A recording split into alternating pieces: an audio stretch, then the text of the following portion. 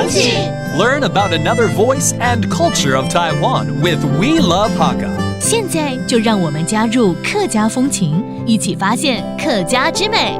當年2022嘅世界模擬日就會到嚟，大榜人日就嚟提醒大家講模擬要結束嘢喎，因為世界上當到模擬都切聽模擬要講嘅。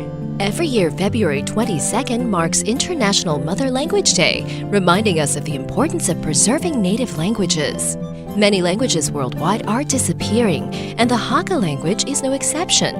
According to UNESCO, Hakka is classified as severely endangered, with some dialects like Dabu and Jawan critically at risk.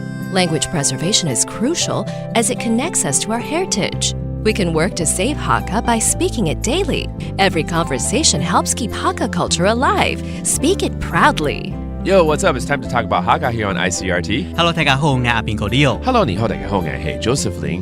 这个世界母语日真的是受到世界各地重视，因为全世界其实好多个语言都面临了所谓的濒危。对，根据统计目前世界上大概有6000种的语言，但是到了21世纪末就预计会有90%的语言会流失掉。我的天啊，很严重现在都2025年了，只剩70几年而已，就大概可能就两代就没了。对，所以这个议题呢，真的要受到重视。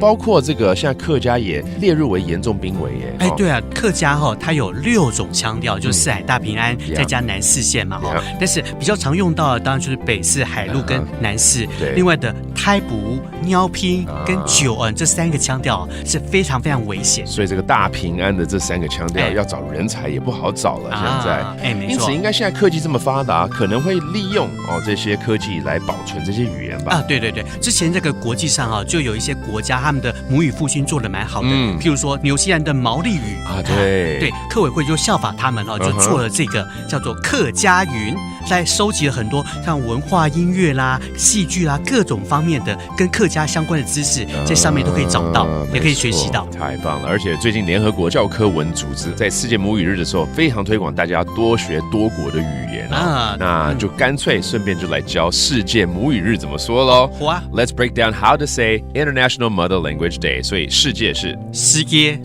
that's the world or international. 母语母尼 that's mother language. And a day 日日 Okay, so together it's 世界母尼日International Mother Language Day.